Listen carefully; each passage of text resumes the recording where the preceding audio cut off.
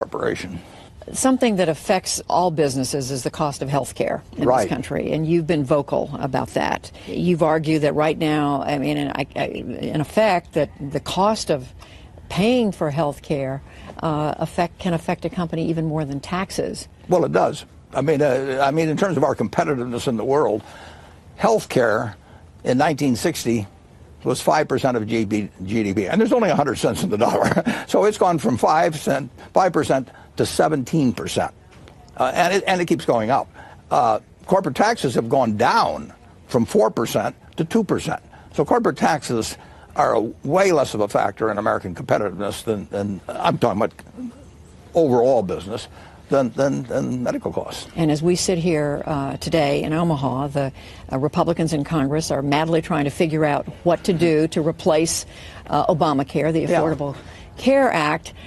Do you have a firm idea in your mind of what ought to be done about Obamacare? Everybody acknowledges there have been some problems with it. I think that's way outside of my circle of competence. But I would say this: you can't have that 5 go to 17 and move on to 20 and 22 or 24%, because there are only 100 cents in the dollar, and healthcare is gobbling up well over $3 trillion a year. It's just about the same as the federal budget. I mean, it's getting up there. Are we now at the point where the country does need to think about some sort of single-payer system in some form or another? With my limited knowledge, I think that probably is the best system, because it is a system. We are such a rich country. In a sense, we can afford to do it. But in almost every field of American business, it pays to bring down costs.